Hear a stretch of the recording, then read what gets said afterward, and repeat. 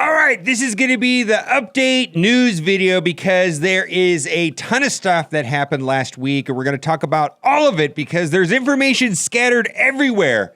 Data mine, leaked videos, blog posts, Reddit, it just everywhere, right? And we're going to start off with the thing that I'm personally most looking forward to is Magneto legendary event is coming back, and this was found in the data mine. It's going to start on August 10th. And the traditional way to get Magneto unlocked was with the Brotherhood and Storm and Wolverine. A lot of people already have Storm and Wolverine maxed out because you could use the X-Men. Well, there's new X-Men in the game. So a lot of people are saying, hey, I'm going to be able to use my Dark Phoenix on this lineup as well. But I'm excited about this because I'll be able to get my Magneto to 7 stars. Although he's largely been made trivial because of Rhino and Dark Phoenix, but still a very good character. Next, we have to talk about the Fantastic Four. And I'm expecting to have more footage and more videos as a part of the Envoy program here shortly. But this was an in-game pop-up, and it says that the legendary character will be Invisible Woman. And I'm going to go into speculation here, and I'm going to say that this is going to play out one of two ways as far as what is going to be the unlock requirements. People are speculating, is it going to be a 5-star unlock, or is it going to be a 6-star unlock? And I'm going to say this very explicitly. If it's something like AIM minions, or something weird like mercenary blasters, something like that requires minions or characters that have been out for a long time, where people that have been playing the game for a long time most likely probably have 5 stars. I'm going to say that it's going to be a 6-star event. So if it requires like AIM minions or something weird like mercenary blasters, it's going to be a 6-star unlock. However, I really think that it's going to be a 5-star unlock requiring Sinister Six. If we look at the way that Shuri was unlocked with Spider-Verse, maybe that is the point of the Sinister Six, is to get the Fantastic Four legendary. And I could only see that being a 5-star. I think a lot of people do not, unless you bought the characters, you're not going to have a 6-star team. But a 5-star team is probably a little bit more in reach. And you got to keep in mind that when they put these events together, they're just hitting a spreadsheet saying X amount of people are going to get this character if we do it this way. X amount of people are going to character if we do it this way.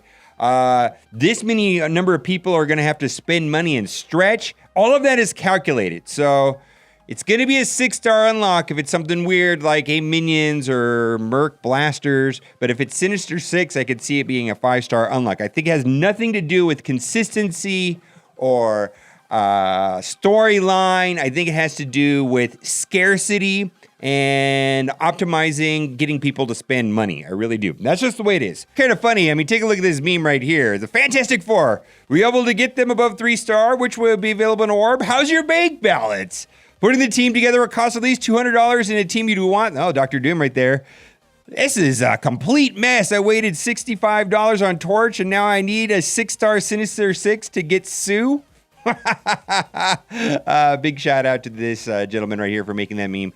Also, we've got to talk about mods. It is very clear that mods, or ISO 8 is what it's going to be called in this game, is coming to the game.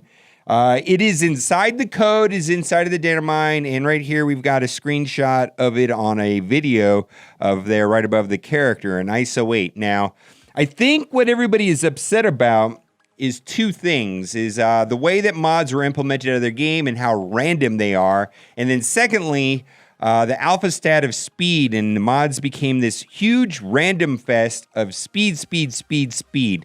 Now, the data mine suggests that there isn't anything to do with speed as far as the ISO 8, so this probably will get my blessing. I don't mind another level of complexity or adding in a new way of modifying and customizing my characters based on their strengths and weaknesses.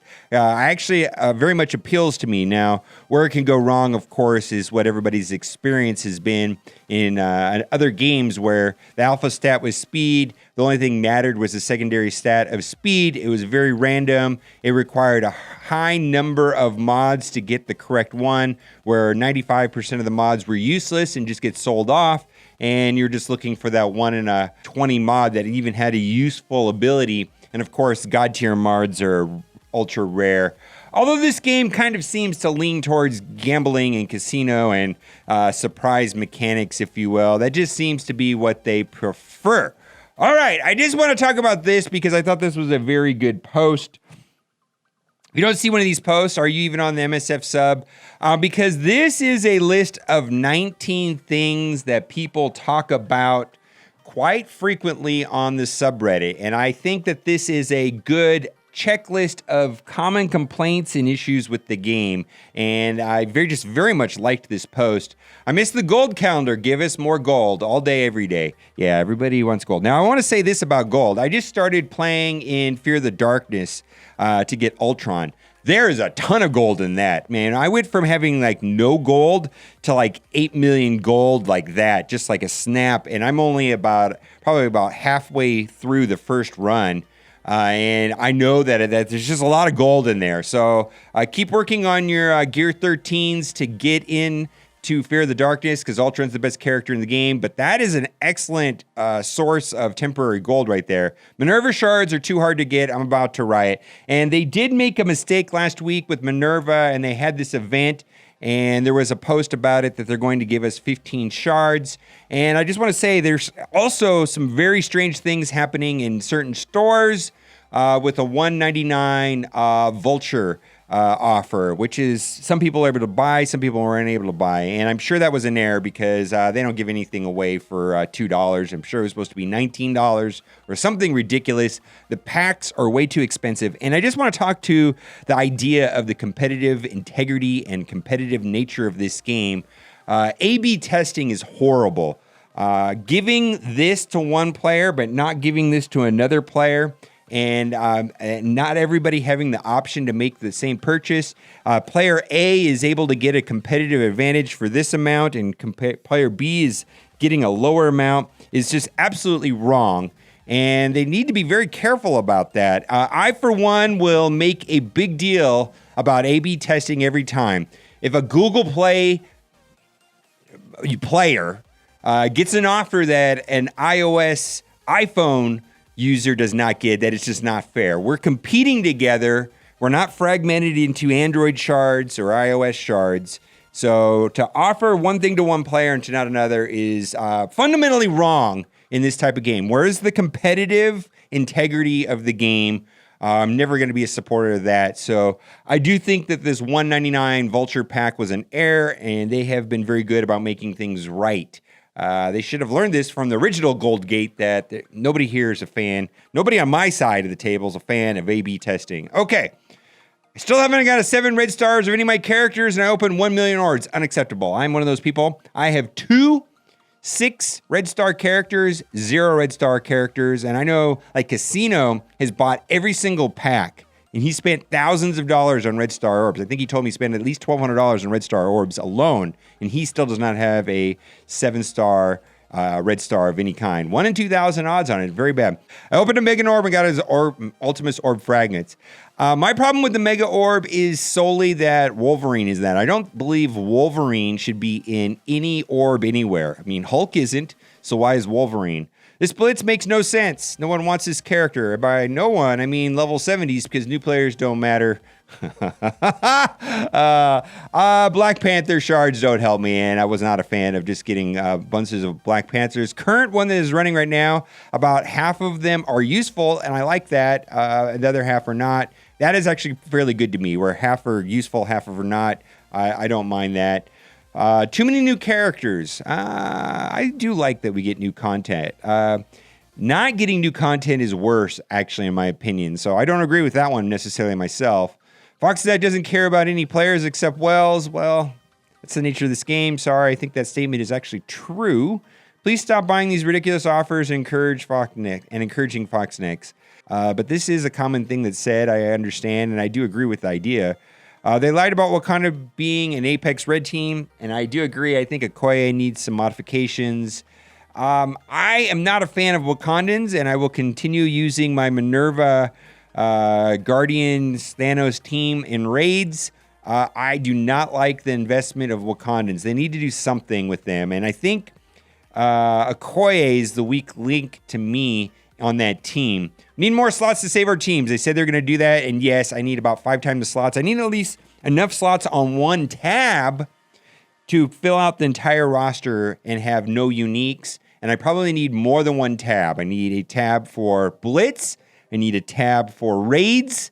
I need a tab for Arena. I probably need a tab also for Alliance Wars because they're different team compositions. Certainly my Blitz composition is going to be slightly different than what I use inside of the Alliance Wars and the Arena. And I think we need multiple tabs as well as enough slots to put every character uniquely on one column with multiple tabs. Of course, I hope they do this. I don't think that's hard.